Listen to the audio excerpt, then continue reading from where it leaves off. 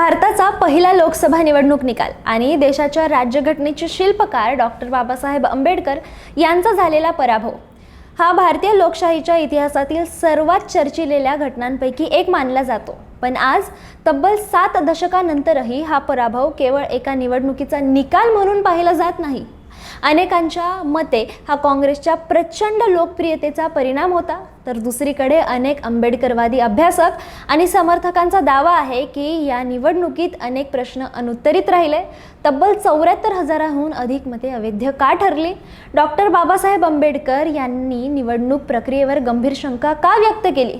काँग्रेसने त्यांच्या विरोधात उमेदवार का उभा केला? आणि बाबासाहेबांचा पराभव हा केवळ जनतेचा कौल होता की त्यामागे त्या काळातील राजकीय समीकरण आणि निवडणुकीभोवती निर्माण झालेले वाद कारणीभूत होते? या सर्व प्रश्नांची उत्तरं शोधण्यासाठी आपल्याला 1951-52च्या भारतातील पहिल्या सार्वत्रिक लोकसभा निवडणुकीकडे जावं लागेल। नमस्कार, मी श्रुती पाटील आणि तुम्ही पाहतात लगावबत्ती। भारताला स्वातंत्र्य मिळाल्यानंतर 26 जानेवारी 1950 रोजी भारतीय राज्यघटना लागू झाली आणि जगभरातील सर्वात मोठ्या लोकशाहीने पहिल्या सार्वत्रिक निवडणुकांची तयारी सुरू केली। ऑक्टोबर 1951 ते फेब्रुवारी 1952 जवळपास 4 महिने या कालावधीत देशभरात मतदान पार पडलं। त्या काळात देशात 489 लोकसभा जागांसाठी निवडणूक झाली होती।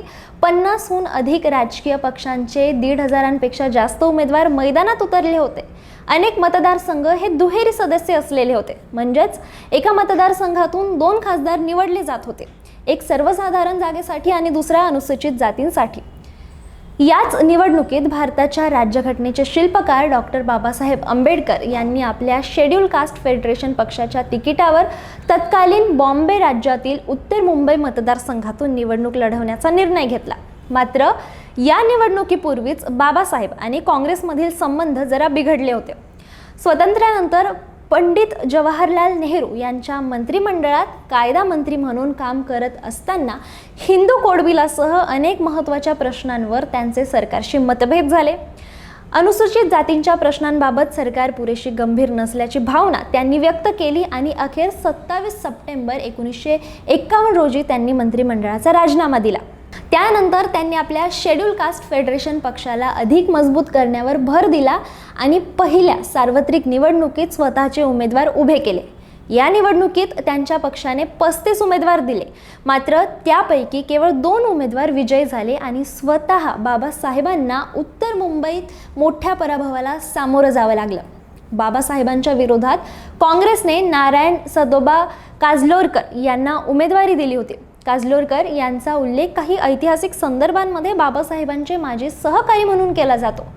निकाल लागला तेव्हा काजलीकर यांना सुमारे 1,38,000 मते मिळाली होती, तर डॉक्टर बाबासाहेब आंबेडकरांना सुमारे 1,23,000 मते मिळाली होती। दोघांमधील फरक सुमारे 14,561 मतांचा होता।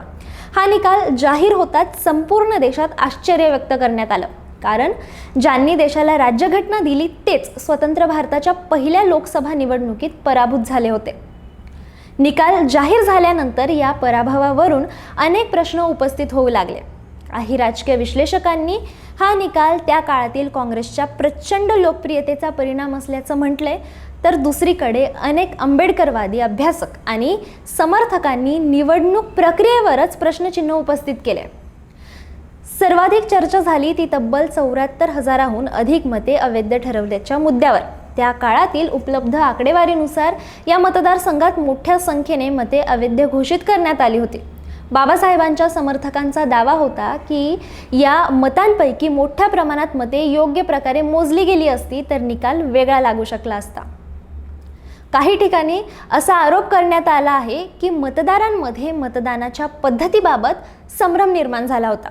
त्या काळात दुहेरी सदस्य मतदारसंघ असल्यामुळे मतदारांना 2 मतं देता येत होती।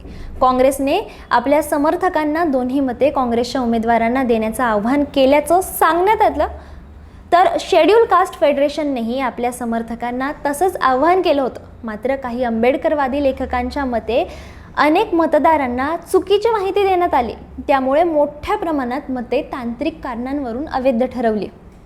या निवडणुकीबाबत आणखीन एक गंभीर आरोप सुद्धा पुढे आलाय।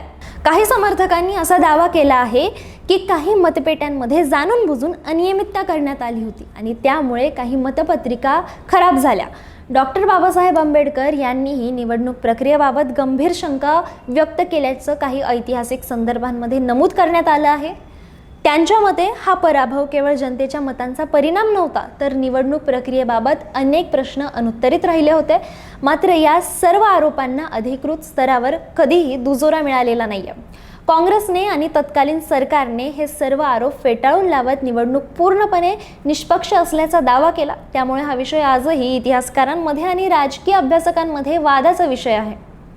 या संपूर्ण प्रकरणात आणखी एक महत्त्वाचं नाव वारंवार समोर येतं, ते म्हणजे तत्कालीन मुंबईचे काँग्रेसचे प्रभावी नेते S.K. पाटील. काही ऐतिहासिक संदर्भानुसार त्यांनी सुरुवातीला डॉक्टर बाबासाहेब आंबेडकर राखीव जागेवरून निवडणूक लढवल्यास काँग्रेस त्यांच्या विरोधात उमेदवार देणार नाही अशी भूमिका घेतली होती. मात्र नंतर परिस्थिती बदलली. काही लेखकांच्या मते बाबासाहेबांनी समाजवादी पक्षाशी जवळीक वाढवल्यानंतर काँग्रेसने आपली रणनीती बदलली आणि नारायण काजलोरकर यांना उमेदवारी दिली. आचार्य अत्रे यांनी आपल्या लिखाणात या घडामोडीचा उल्लेख केला आहे. मात्र या दाव्याबाबत इतिहासकारांमध्ये वेगवेगळी मते आहेत आणि सर्वच इतिहासकार या निष्कर्षावर सहमत नाहीयेत. याच काळात आणखीन एक मत पुढे आलं. काही अभ्यासकांच्या मते बाबासाहेबांच्या पराभवामागे कम्युनिस्ट पक्षाची भूमिका कारणीभूत ठरली आहे. त्यांचा दावा असा होता की कम्युनिस्ट पक्षाने बाबासाहेबांना पाठिंबा न देता काँग्रेस विरोधी समीकरण वेगळ्या पद्धतीनं हाताळलं आणि त्याचा अप्रत्यक्ष फायदा काँग्रेसला झाला. तर दुसरीकडे अनेक इतिहासकारांचं मत आहे की त्या काळात देशात पंडित जवाहरलाल नेहरू यांच्या नेतृत्वाखालील काँग्रेसची प्रचंड लाट होती. स्वातंत्र्यानंतरची पहिली निवडणूक असल्यामुळे काँग्रेसला देशभर मोठा जनाधार मिळाला आणि त्याचाच परिणाम अनेक मतदारसंघांमध्ये दिसून आला. पहिल्याच लोकसभा निवडणुकीत काँग्रेसने 489 पैकी तब्बल 364 जागा जिंकल्या होत्या. त्यामुळे बाबासाहेबांचा पराभव हा काँग्रेसच्या त्या प्रबळ लाटेचा परिणाम असू शकतो असं मत सुद्धा अनेक अभ्यासक व्यक्त करतात. मात्र या पराभवाचा बाबासाहेबांना मोठा मानसिक धक्का बसला.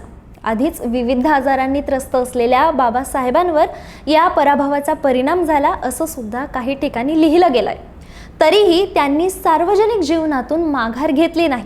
नंतर त्यांची राज्यसभेवर निवड झाली. मात्र लोकसभेत जाण्याची त्यांची इच्छा कायम होती. त्यामुळे 1954 मध्ये भंडारा लोकसभा मतदारसंघातील पोटनिवडणुकीत त्यांनी पुन्हा एकदा नशीब आजमावलं. पण तिथंही काँग्रेसच्या उमेदवाराकडून त्यांना पराभव मिळाला आणि ही बाबासाहेबांनी लढवलेली शेवटची निवडणूक ठरली. त्यानंतर 2च वर्षांनी 14 ऑक्टोबर 1956 रोजी बौद्ध धर्म स्वीकारला आणि 6 डिसेंबर 1956 रोजी त्यांचं महापरिनिर्वाण झालं.